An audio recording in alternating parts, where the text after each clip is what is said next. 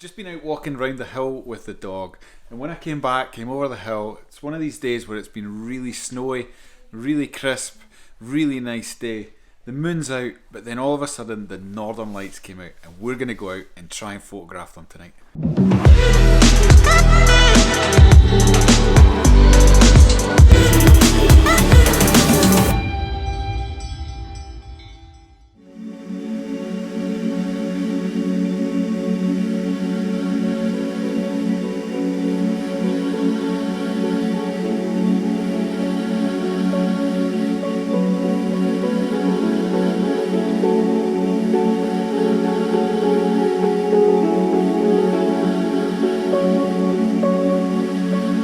Now, while I realise I look like I'm about to go tarmac the M6, but you kind of need a reflective jacket like this when you're out in Shetland in the pitch dark. We don't have very many street lights here, so I'd rather not get ran down by a car. That's why I've got the high vis on.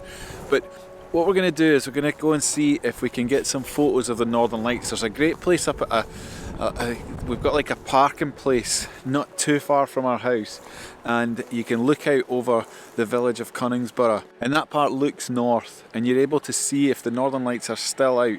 And there's this little signpost that says Coastal Path, and I think it would make a really good foreground, so we're going to go and see if we can take that and see what we can get with this.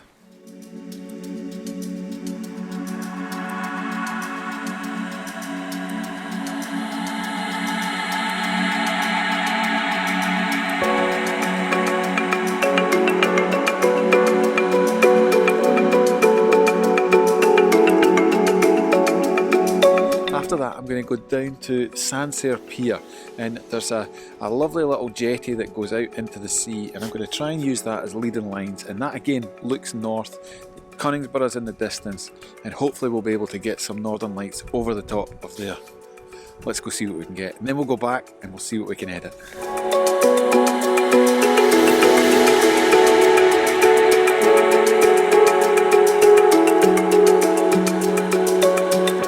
I'm not sure if you can see them in the background, but just behind me the stars are out. The lights are out a bit, but they're not as clear as they were not too long ago. What we've got is lens-wise, we've got the 18mm f2.8 Samyang, a great wide-angle lens with a 2.8 aperture.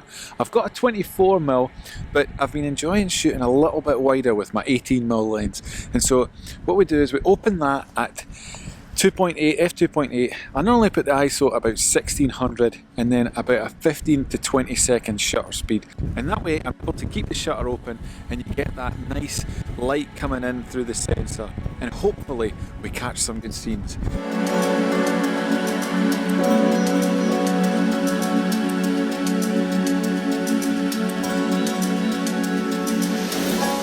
I'm back in, my lens is freezing up, it's that cold, or my lens is fogging up, it's that cold.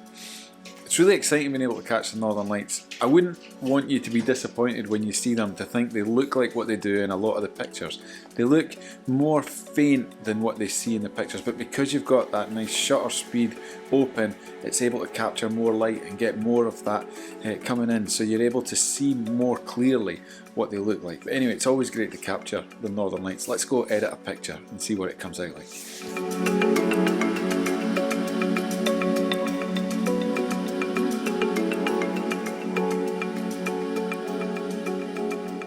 What an amazing night that was to see the northern lights out like that. I took this photo at 18mm on my Samyang 18mm f2.8.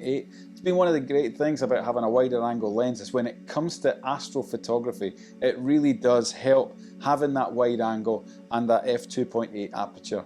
I have a 24mm f1.8, which is even better. In fact, it's an actual astrophotography lens, but the wide angle really does mean that you're able to capture more of the scene in front of you.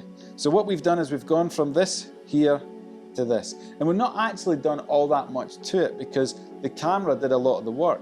It was a 15-second exposure at f2.8 with ISO 1600. And all I've done with this is I've taken the exposure of the image down a bit, boosted the contrast, decreased the highlights, increased the shadows, increased the whites, and decreased the blacks a bit. If you go into this, I've taken down the white balance, the temperature of it, down to just over 5000 Kelvin. Added a little bit of a purple tint to it, increased the vibrance and a little touch of saturation. I like to increase the vibrance rather than the saturation. I think sometimes, and again, it's to everybody's taste, but sometimes adding too much saturation, really, I'm not a huge fan of doing that with my photos.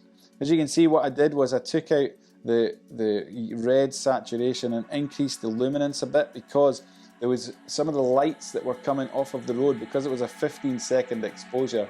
Some of the brake lights of the cars that were on the road behind me actually lit up this coastal walk style to get over, making it more red.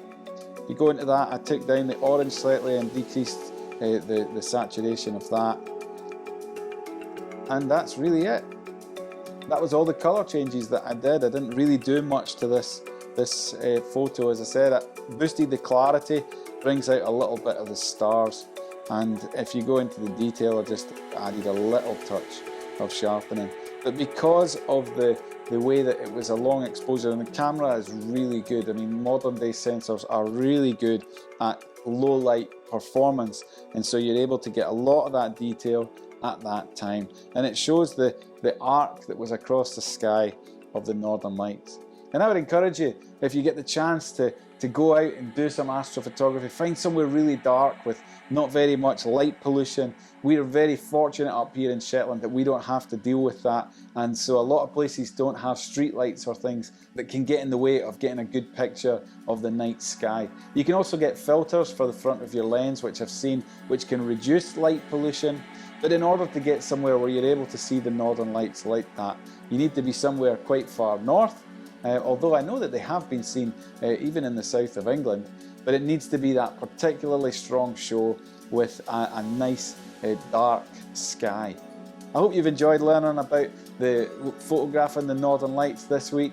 We'll be back next week in Shetland in 360 with a new photo to edit, and hopefully get outside for some more adventures. Have a great week, and I'll see you next time.